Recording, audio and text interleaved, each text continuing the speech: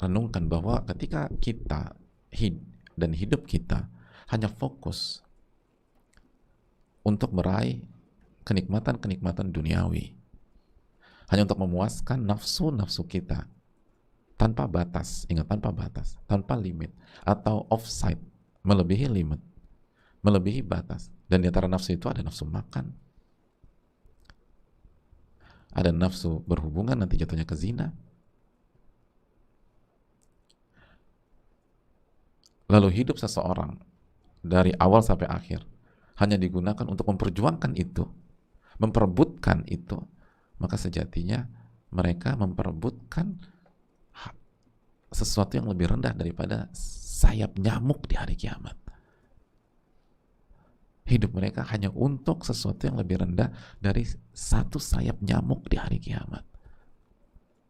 Bayangkan, hidup 67 tahun misalnya, 68 tahun, 75 tahun hanya untuk yang lebih rendah daripada satu sayap nyamuk. Na'udzubillah. Kenapa? Karena dia nggak beribadah, dia nggak beramal soleh. Tapi kalau ada info tentang tempat makan enak, datang.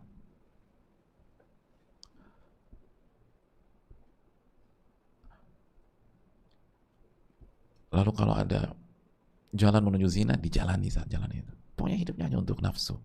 Hanya untuk nafsu. Terus ngeremehin orang. Kufur nikmat.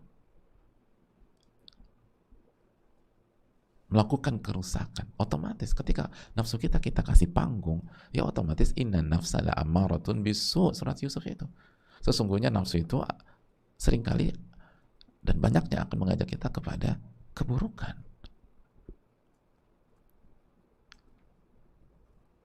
Gimana sih? Ya, jangan salahkan siapa-siapa, mas. Selama bertahun-tahun mas ini memberikan makan ke hawa nafsu mas, diturutin terus. Ya sekarang ketika nafsu kita dapat panggung di diri kita, menjadi dominan, jadi kuat karena disuplai terus, ya lalu kita curhat, kita merasa sesak, kita merasa keletihan, ya itu yang kita tanam selama ini. Tapi kalau kita tahan hawa nafsu kita, lalu kita kedepankan iman kita, kedepankan kebersihan jiwa kita, kedepankan tauhid kita, kedepankan mengikuti Rasulullah SAW, otomatis nafsu nggak dapat panggung, kecuali sesuai porsinya yang kita butuhkan. Dan ini puasa kan begitu, hadirin. Dalam ibadah puasa, Allah SWT dan Rasulnya SAW tidak menghilangkan sama sekali. Buktinya Allah mengatakan dalam surat Al-Baqarah 187, wa kulu washrabu hatta yatabayyana lakumul khaytul abyadu minal khaytil aswadi minal fajar.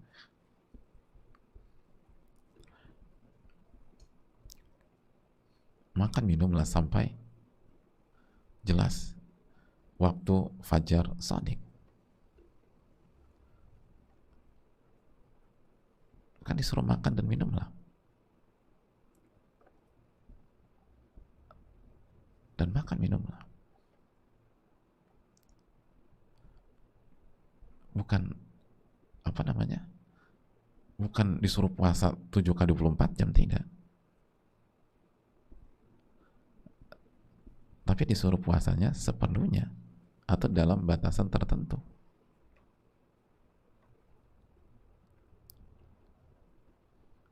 Wakulu washrabu, silakan dan silakan makan minum, tapi sampai terbit fajar shadiq gitu. Itu benang putih dan benang hitam, maksudnya fajar shadiq. Fajar subuh, shadiq itu apa sih Pak Ustaz? Tetangga saya, bukan. Shadiq bukan tetangga kita, tapi shadiq itu fajar kedua yang menunjukkan masuk waktu subuh.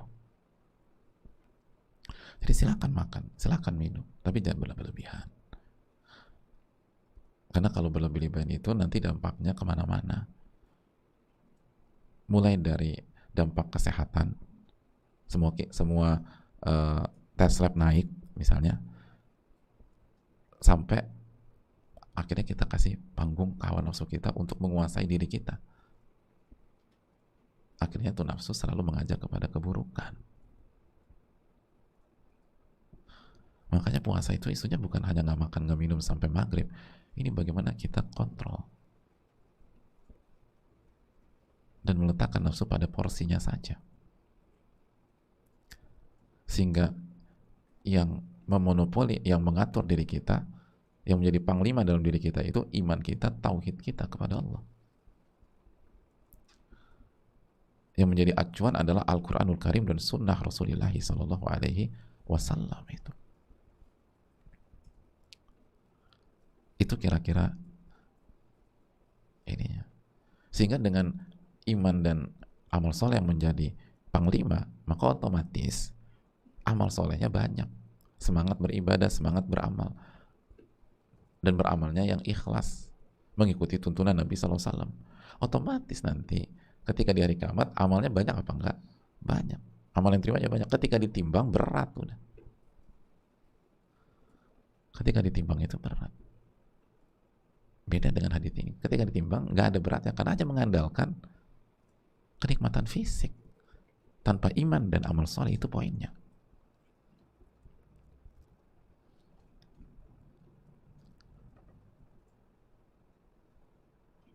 Jadi jangan sampai kita salah paham. Lalu menganggap atau meremehkan atau buruk sangka sama saudara kita yang berbadan besar misalnya, gak ke arah sana. Gak ke arah sana. Tapi yang jadi concern adalah itu tadi. Selalu memberikan suplai kepada nafsu. Akhirnya fokusnya ke fisik saja, ke materi saja. Dan akhirnya arahnya secara umum ke kesombongan, ke kerusakan, dan meremehkan. Dan ketika ditimbang, ternyata ringan, dibalikkan sama Allah. Jadi poinnya gini loh, oleh yang selama ini kalian anggap penting, yang kalian beratkan itu, yang kalian anggap besar itu, ternyata betul-betul ringan dan kerdil di sisi Allah. Itu poinnya. Lihat kan, sama sayap nyamuk aja kalah. Itulah semua umur kalian habiskan untuk itu tuh, gak ada artinya. Ini kan yang membuat kalian lupa sholat.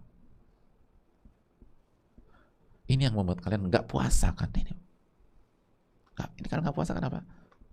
Karena pengen makan, pengen minum kan. Padahal Allah sudah panggil orang-orang beriman, diwajibkan ataskan puasa. Jadi kalian lebih beratkan makan dan minum di bulan Ramadan di siang hari dibanding puasa. Ini kan yang kalian beratkan, benar-benar gak ada artinya itu. Yang kalian nomor satukan, prioritaskan daripada perintah Allah, gak ada artinya.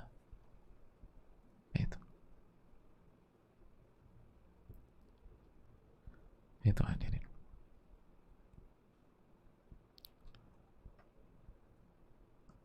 Allah Ta'ala alam bisawab.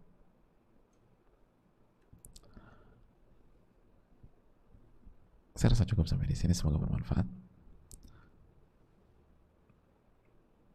Dan semoga Allah memberikan taufik kepada kita, menerima amal ibadah kita. Dan semoga kita bukan masuk ke golongan ahlul ahwa atau pengikut hawa nafsu. Namun nafsu didudukkan pada porsinya, sebagaimana pendidikan dan madrasah di bulan Ramadan ini gak dihilangkan, tapi diletakkan secara proporsional.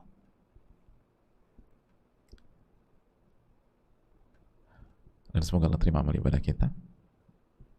Subhanakallahumma wa bihamdika, la ilaha illa anta, astaghfiruka wa atubu ilaik. Assalamualaikum warahmatullahi wabarakatuh.